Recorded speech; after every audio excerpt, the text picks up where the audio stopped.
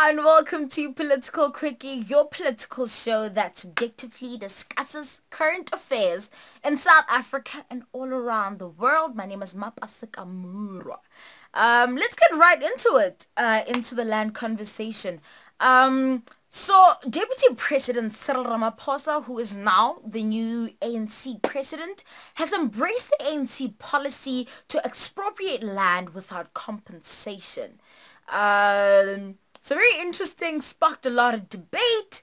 Agriculture as a sector contributed about 82 million rands to the economy in the second quarter of 2017. So it's not the biggest contributor to our economy, but it's a very important sector.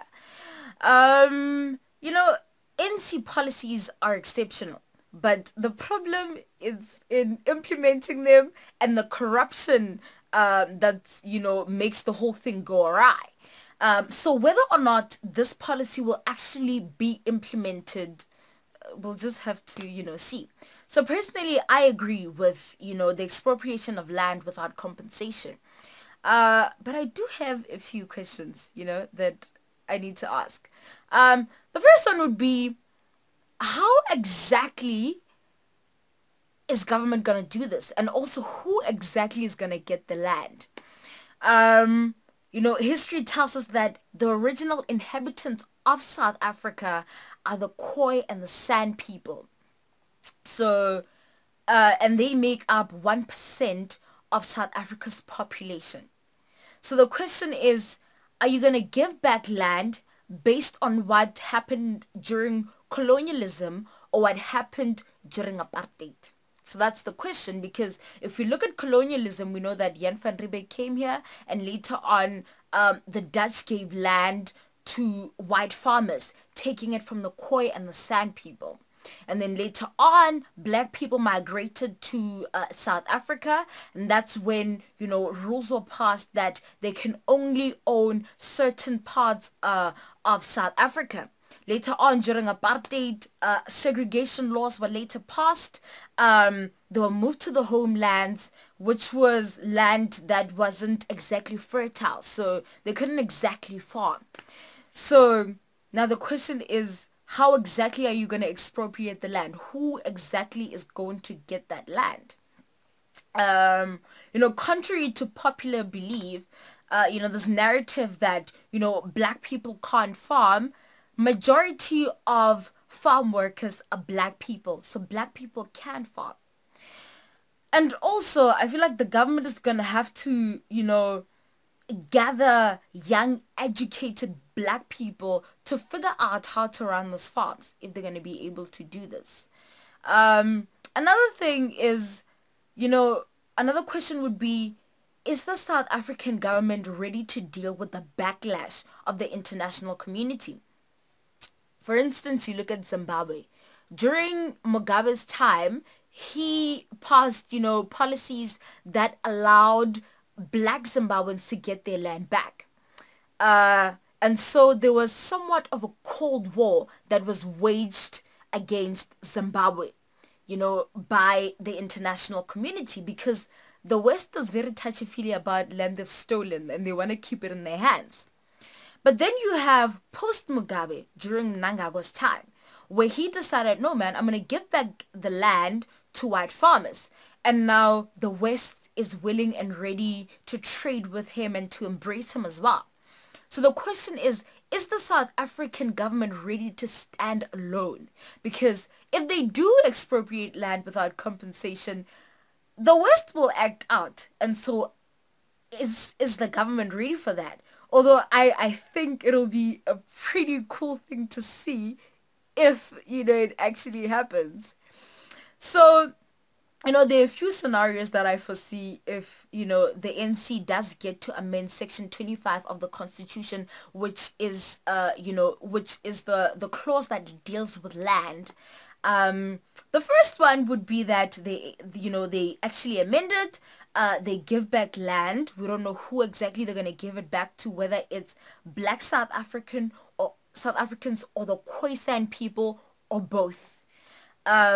but they'll be able to do that. And probably most white South Africans who own farms will probably move abroad. Then the second scenario will be that they won't be able to amend Section 25, but they'll try to implement the policy anyways, and then we'll see a lot of white farmers and the DA and Solidarity and AfriForum going to court to actually challenge this policy. Then at the end of the day, we'll have the Constitutional Court ultimately deciding who gets the land.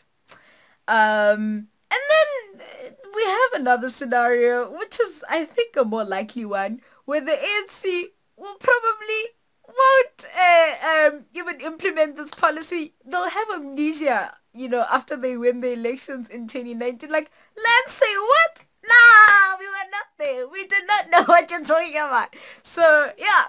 But it'll be, very interesting to see how this land saga actually ends, because you know what, it's a very, very important part of our colonialism and apartheid past, and it needs to be redressed. Like, this needs to be fixed.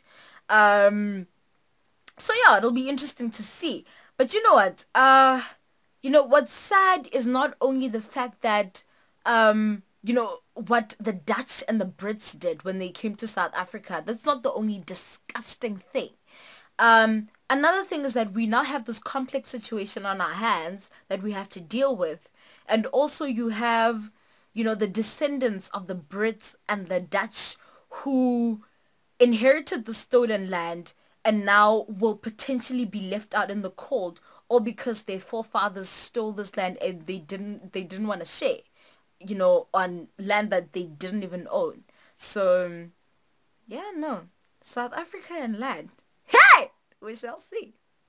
On other news, moving right along, the Constitutional Court has found that the decision of the University of the Free State to adopt English as the primary language of education is lawful. So Solidarity and AfriForum went to court and they were like, no, we are not having this English thing being the only language, as a form of educating our people. We want Afrikaans as well.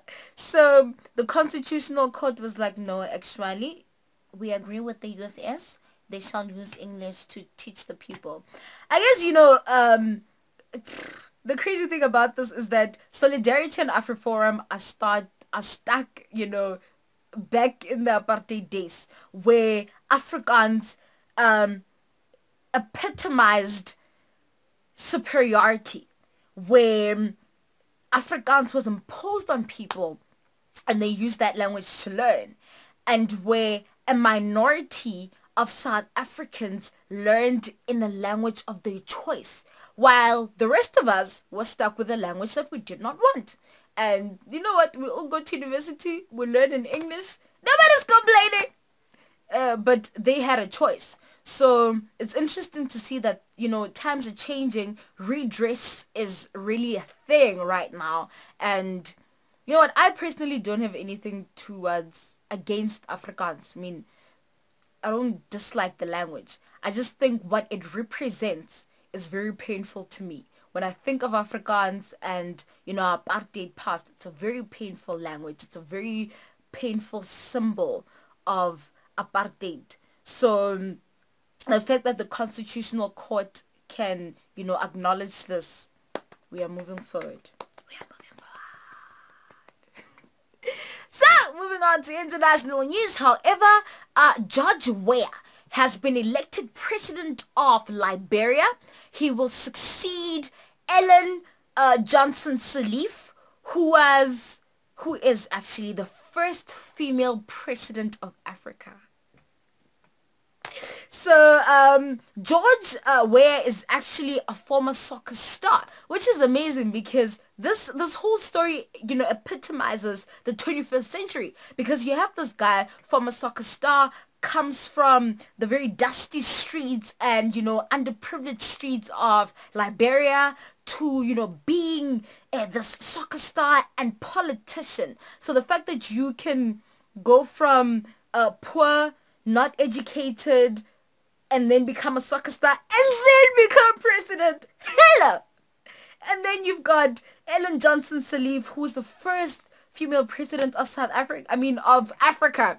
So that was just like a fairy tale story. It's amazing. It's amazing. So apparently this man is very, compassionate, and he cares about Liberia. He cares about bettering the economy and, really making Liberia a better place. But also, the characters that are around him, the people in his administration are very shady. And he's not quite clear in terms of his policies and how he will make Liberia a better country. So you know what? The one thing that I've learned from Jacob Zuma is not to get too excited about an incoming president. So congratulations, George Weah. But we will see what he does different and how he uplifts Liberia as a country. Yeah, we'll see. So that's political cricket for today. I love you guys. You're very awesome. Use your talents to serve humanity. Be willing to accept change, especially if that change is good. And let's be a resilient nation, because as much as there's a lot of things that are going on, we are a diverse nation, and we need to learn because now we're coming out of that phase of, we're not pretending to be a rainbow nation anymore. We're really dealing with our issues. I feel like after dealing with our issues, it's very possible that we get to that point where we really truly are a rainbow nation. I think it's possible, but we really need to deal with the very difficult things like land and, language, things like that. So after we've dealt with the hard and difficult stuff, I do believe in us being a rainbow nation. Well, at least I hope so. I'll see you guys next week.